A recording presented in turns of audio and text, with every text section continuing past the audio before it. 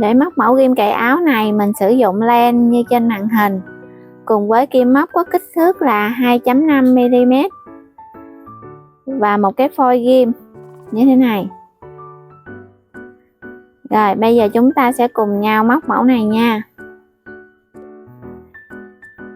Hàng móc đầu tiên là phần nhụy hoa, mình sẽ sử dụng len màu hồng. Trước hết mình sẽ tạo vòng tròn ma thuật.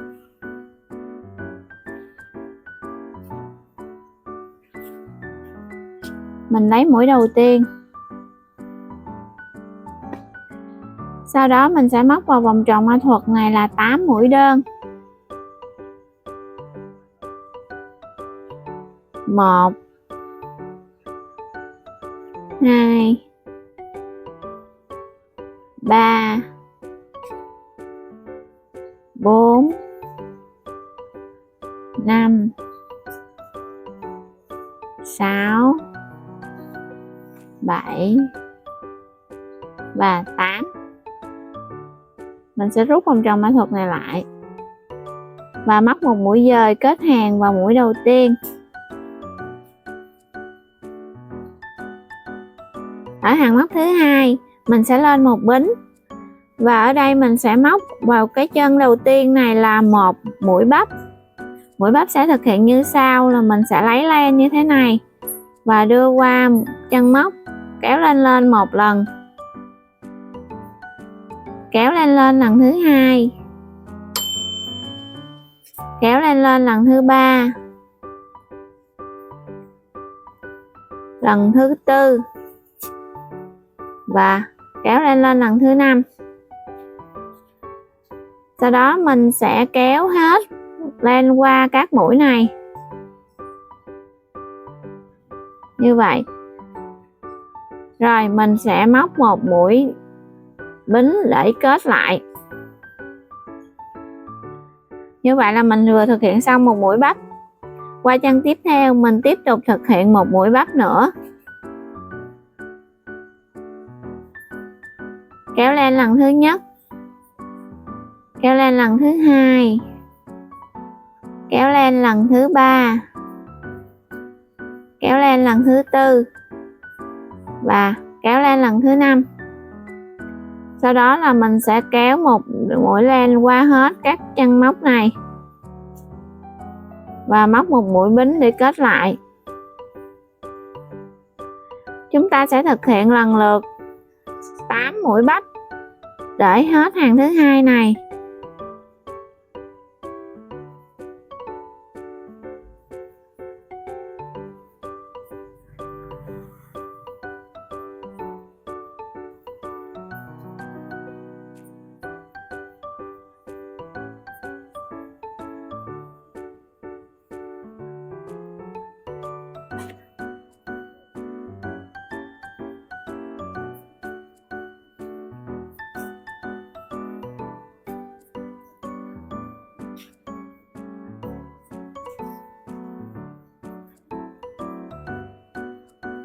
Sau khi chúng ta thực hiện xong mũi bắp thứ 8 thì mình sẽ móc qua cái chân mũi đầu tiên này để kết hàng.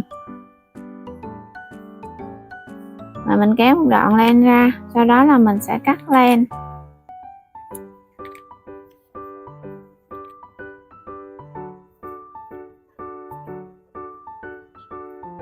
Chúng ta tiếp tục móc hàng thứ 3. Mình sẽ đưa kim vào khoảng trống của hai mũi bắp như thế này. Và mình sẽ nối lên màu trắng. Mình móc lên 2 mũi bính. Chúng ta sẽ móc vào chân này là một mũi kép. Sau đó là móc một mũi bính. Và tiếp tục móc vào chân này là 2 mũi kép chung chân.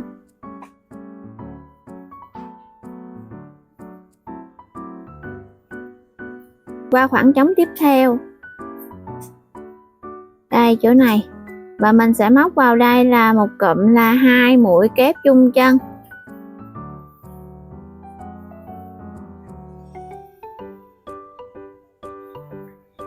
Sau đó mình lên một mũi bính. Và cũng ở chân này mình sẽ móc vào đây 2 mũi kép chung chân.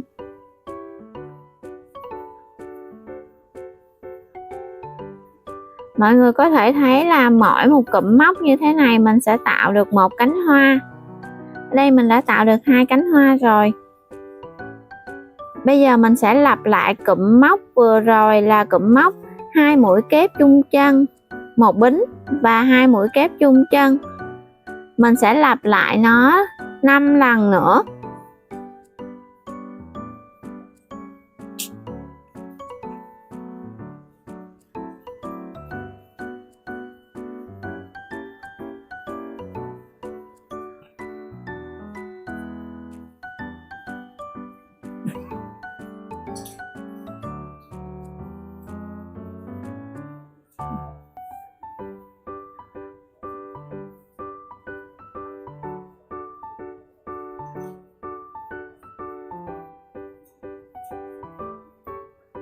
Khi chúng ta móc đến đây, chúng ta còn lại một khoảng trống này. Và ở đây chúng ta sẽ đổi lại màu len đen. Thì cách đổi màu len đen là mình sẽ tháo một mũi kép này ra.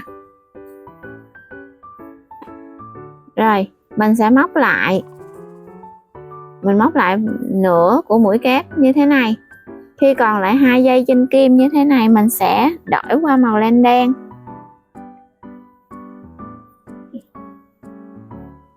Đây, mình nối len đen vào. Như vậy là mình đã thực hiện xong mũi kép. Qua cụm bên đây mình sẽ thực hiện lại cái cụm móc vừa rồi, nhưng mà bằng len màu đen nha. Đây mình móc 2 mũi kép, sau đó 1 bính và tiếp tục là 2 mũi kép.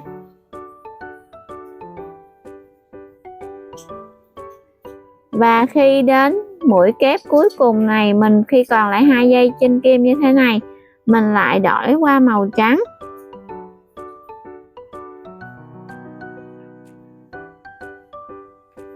Đây, mình đổi là màu trắng như thế này ha. Và mình sẽ móc mũi dời để kết hàng. Thì mình móc mũi dời vào chân bính thứ 2. Chỗ này đây.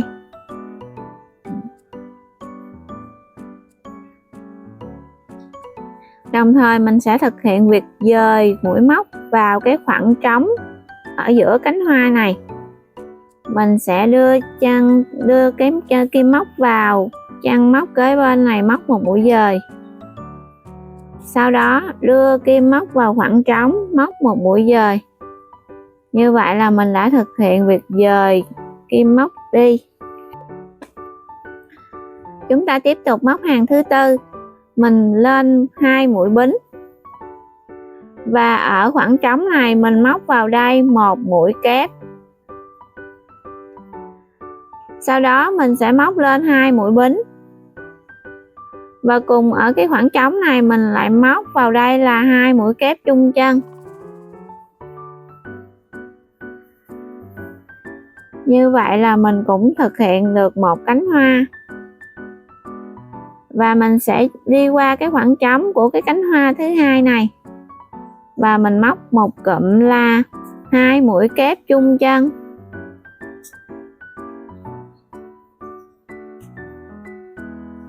Sau đó móc 2 mũi bính. Và cũng ở cái chân móc này mình sẽ móc vào đây 2 mũi kép chung chân. Như vậy là mình đã thực hiện được cánh hoa thứ 2. Từ đây mình sẽ lặp lại cái cụm móc này. Và mình sẽ lặp lại cho đến khi mình đụng lại cái cụm móc màu đen này. Mình sẽ bắt đầu đổi màu.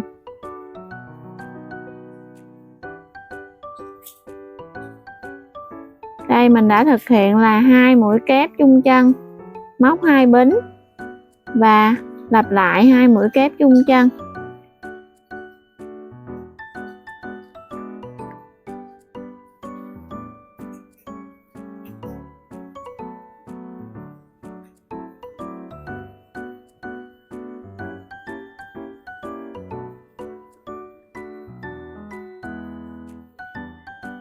Khi đến cái cụm mà mình sẽ đụng lại màu đen thì mình thực hiện 1/2 mũi kép như thế này, còn lại 2 dây, và chúng ta sẽ đưa len đen vào đây.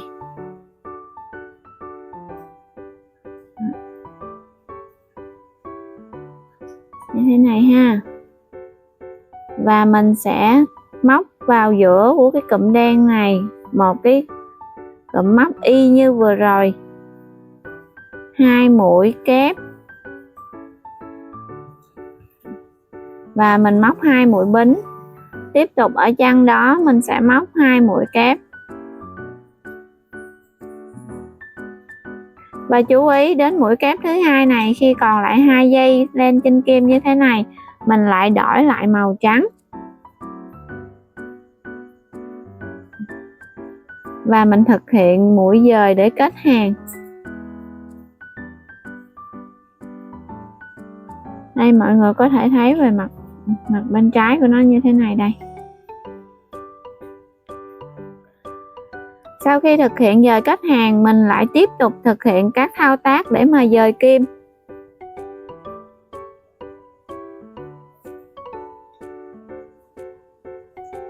Hàng móc thứ 5, mình sẽ móc lên 2 mũi bính. Và ở cái khoảng trống này mình sẽ móc vào đây là 2 mũi kép.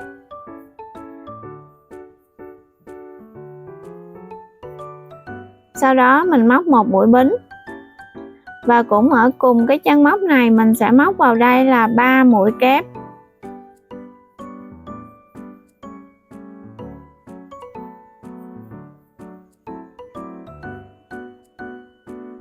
Như thế này. Sau đó mình qua cái khoảng trống tiếp theo và mình thực hiện 3 mũi kép chung chân.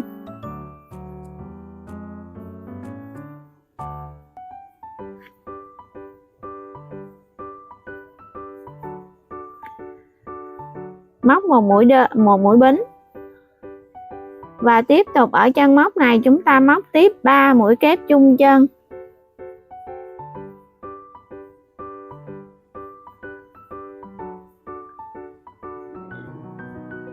Ở đây mọi người có thể thấy là chúng ta đã tạo được 2 cánh hoa. Chúng ta sẽ lặp lại cách móc của cánh hoa vừa rồi để móc thêm những cánh hoa tiếp theo. Mình sẽ thực hiện là 3 mũi kép chung chân. Móc một bính. Và tiếp tục ở chân đó móc 3 mũi kép chung chân.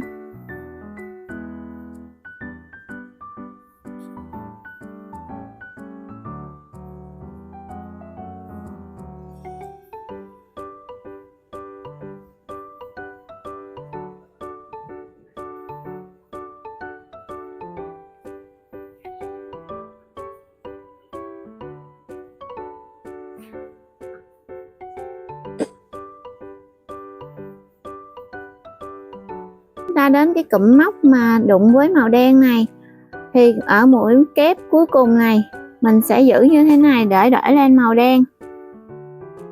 Khi còn 2 sợi len trên kim, chúng ta sẽ kéo lên màu đen qua.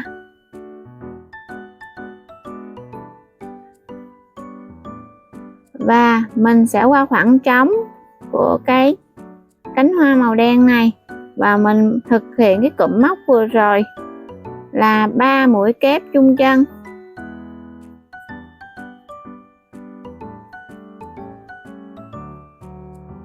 Sau đó móc một bính và thực hiện 3 mũi kép chung chân.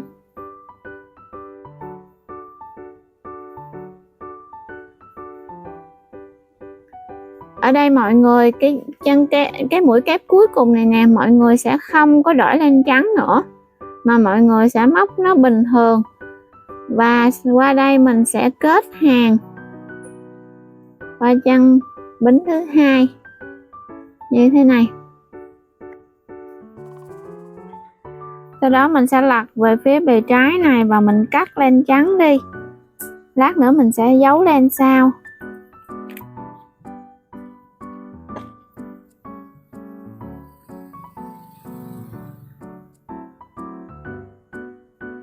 chúng ta sẽ tiếp tục móc hàng móc viền để tạo hình những cái văn hoa như thế này. Ở đây mình sẽ lên một mũi bính và móc vào chân móc này một mũi đơn. Qua chân tiếp theo mình móc một mũi đơn, và mỗi chân mình sẽ móc một mũi đơn cho hết cái cánh hoa đầu tiên này. Thì như vậy là mình sẽ thực hiện được là 7 mũi đơn.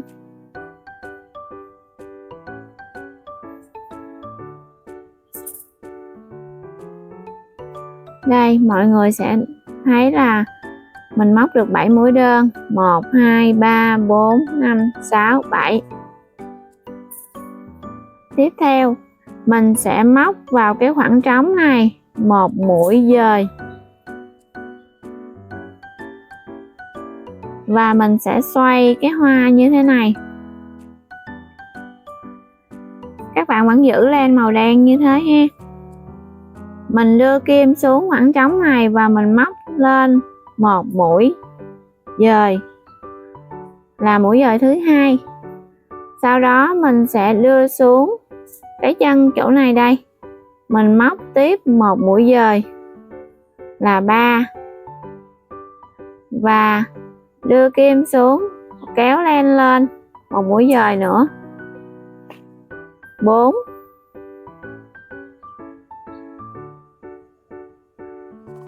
và mình lại đưa kim qua chân móc của hàng tiếp theo này, mình móc một mũi dời như thế này là chúng ta đã móc 5 mũi dời. Rồi mình lại đưa kim xuống khoảng trống và lấy len lên mũi dời thứ 6. Và bây giờ chúng ta sẽ đưa kim vào phần nhụy này để móc một mũi dời, nó là mũi dời thứ 7. Sau đó chúng ta lại xoay cái bông hoa như thế này, và chúng ta lại móc đi ngược lên bằng 7 mũi dời. 1, 2, 3, 4, 5, 6 và đưa về đây là 7. Sau khi thực hiện xong 7 mũi dời để đưa kim trở lên thì mình tiếp tục móc qua cánh hoa thứ hai này, mình sẽ móc 7 mũi đơn. 1, 2, 3, 4, 5, 6 và 7. Và bây giờ mình sẽ đưa kim vào khoảng trống này, móc một mũi dời. Chúng ta sẽ lặp lại cái cách móc để tạo văn giống như vừa rồi ha. Mình sẽ xoay cái bông hoa như thế này và mình lại móc lên một mũi thứ hai. Sau đó đưa xuống chân móc của cái hàng tiếp theo này, móc lên mũi thứ 3 và đưa kim xuống khoảng trống, kéo lên mũi thứ 4, kéo lên lần nữa mũi thứ 5 và đưa kim xuống chân móc của hàng tiếp theo này, mũi thứ 6. Và sau đó chúng ta sẽ đưa kim xuống phần nhụy và móc mũi thứ 7.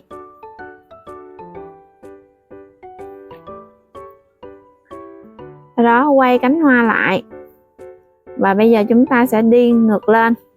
Sẽ đi ngược lên với 7 mũi dời nữa ha. 1 mũi, 2 mũi, 3, 4, 5, 6, và 7.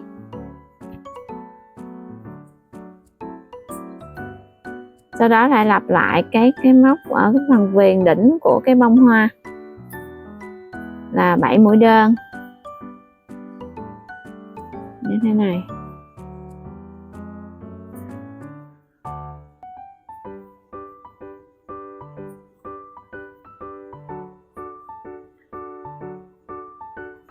Và sau khi thực hiện 7 mũi đơn rồi, chúng ta lại quay lại để móc cái phần văn hoa.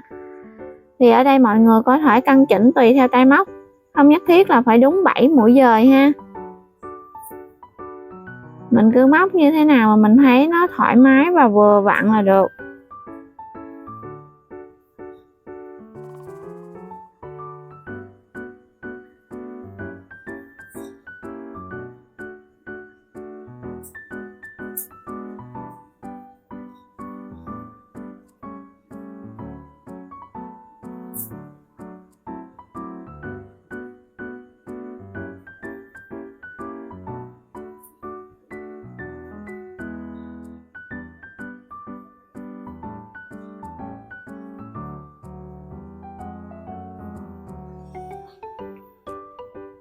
Này, sau khi mọi người đi luôn hàng cuối cùng của cái cánh hoa màu đen nè, thì chúng ta sẽ lên đến đoạn này ha. Mình sẽ móc một mũi dời qua cái mũi chân móc đơn đầu tiên nè. Rồi mình sẽ kết hàng ở đây. Rồi mình sẽ cắt len luôn.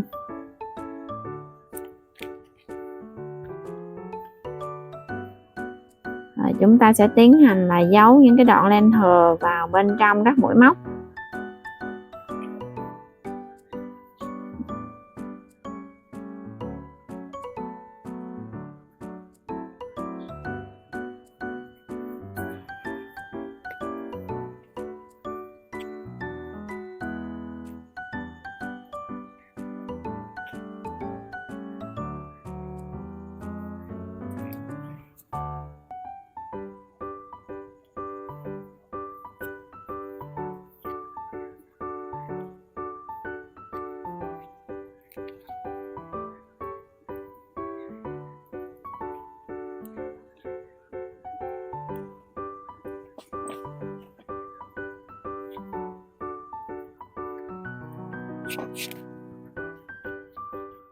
Bây giờ mình sẽ dán phần hoa vào đế của ghim cài áo. Rồi mình sẽ ướm thử như thế này. Rồi mình sẽ bắn keo vào phần hoa này. Rồi mình sẽ dán vào như thế này.